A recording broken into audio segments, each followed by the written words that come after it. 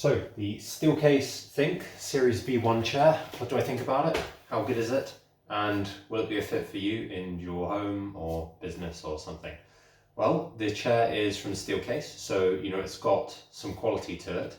Steelcase, very good make of chair, up there with Herman Miller certainly. The Think V1, this is kind of an older chair. They have a Think V2 now, which has slightly more adjustments and stuff. So this is the older version, getting on a little in years, but still a good chair. I think it's sort of a mid-range chair. So Steelcase, they're really quality chairs. They will be something like the Leap V2. This is more of a kind of mid-range chair, still expensive. You're going to be paying, kind of £500+ for one of these chairs new.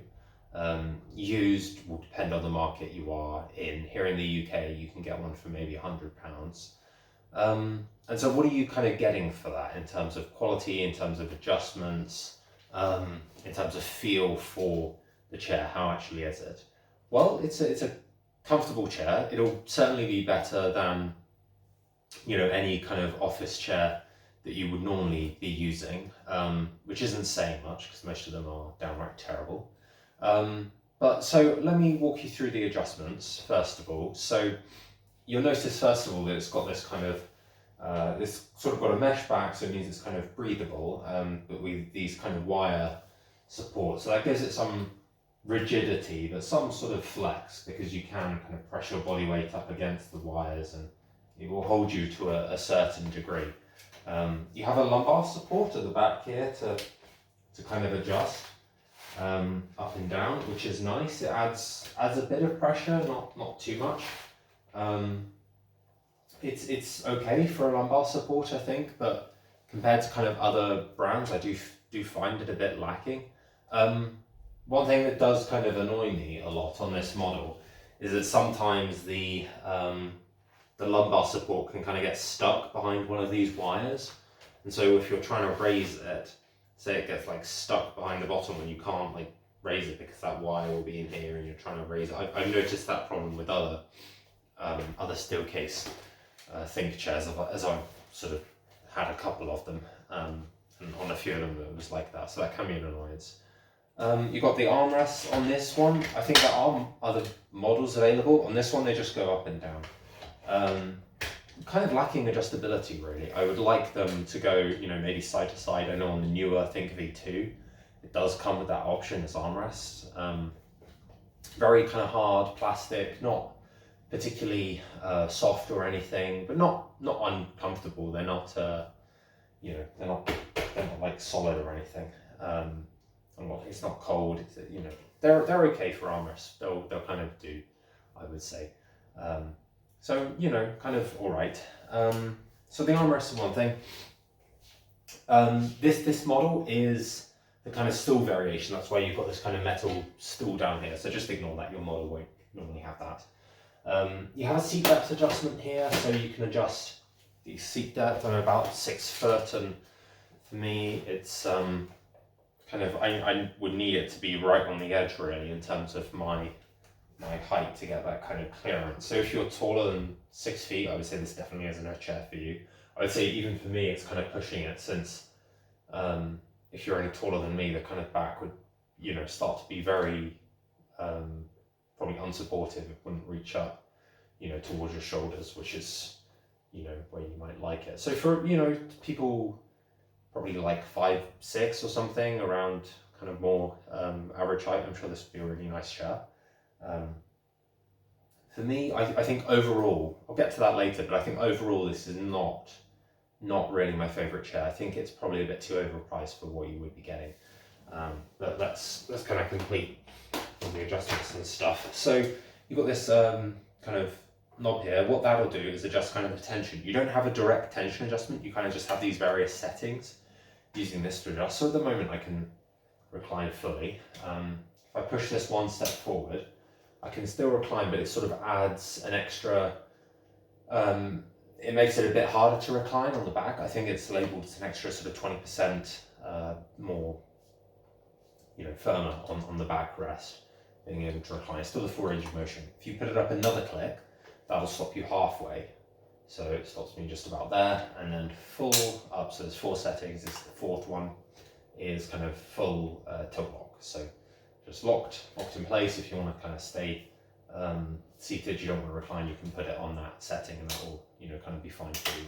I like to be able to recline in my chairs sometimes, but yeah, no forward tilt option on this chair. I do like a forward tilt. It's a very useful feature for kind of being more upright, keeping your posture correctly. So you may get a tendency to kind of slouch in this chair like that, and that's really not what you want. You want to be kind of upright, hopefully using the lumbar support to support your back as well, which you can do in this chair. It's just not as comfortable or as quality as other chairs that I would like.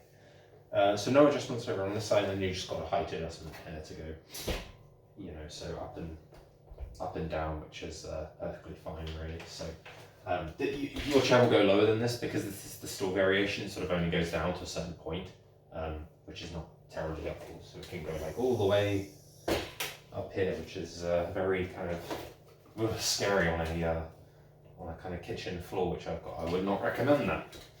Let's put that down because that's not a good idea. Okay, back to normality. There we go. So yeah, I actually another thing, the seat depth. I don't know why the seat on this is kind of rounded, but it makes it quite difficult to grab the seat depth level. I don't know why they put it so far back. It's like you have to reach and then grab it. They could have just put it right on the end here. You could have just pulled it, and then that would have been much easier. I'm not sure exactly why they made it like that. But yeah, I mean, so those are the adjustments on the chair. I would say it's not my favourite chair. I think if you're going to go for a Steelcase chair, the Leap is probably much better built. Not that this feels flimsy. It's still a quality chair, but it feels a lot for what you're paying. I think that's my thing, and it doesn't have nice adjustments which are like really good. It doesn't have on this model. It doesn't have the adjustable armrest. It doesn't have direct tension control. I mean, you have various settings, but you can't lock it at any angle.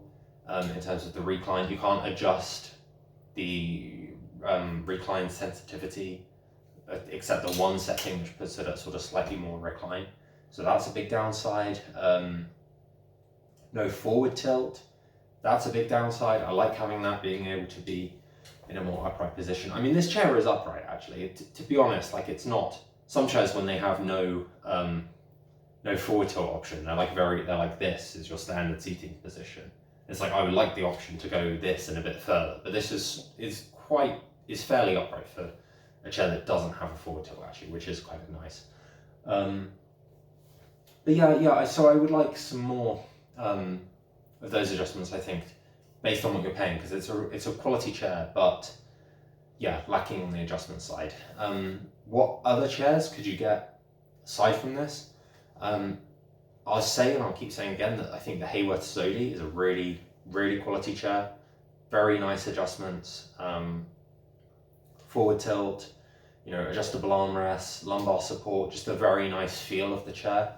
It's a mesh back, but with a fabric seat, but very comfortable, very good, very quality. I've got a review of that on this channel as well. That if you're interested, you should check out, because they kind of go for cheap as well. Often, I don't know why, but people haven't realised that these are like one of the most comfortable chairs around, pretty much, like vying with Herman Miller in terms of the absolute best seating quality. So I really like those chairs.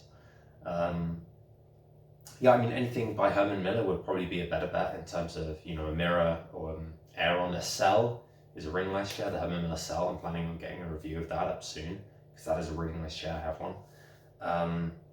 And yeah, so you could get a Steelcase Leap as well. That would be probably a more quality chair. Fairly laid back, and you can't really get a forward tilt on it, which is one thing I don't like, because I do like that more upright position. It's a big chair as well, so if you're kind of like 6 foot and over, like that would be a good fit for you. It's like got a lot of weight requirement as well. But yeah, so that's overall my thoughts on the chair. I wouldn't say disappointed, but I would say for people out there, I feel there's better value for money, is what I think. And so, yeah, that's my review. Hope you enjoyed it.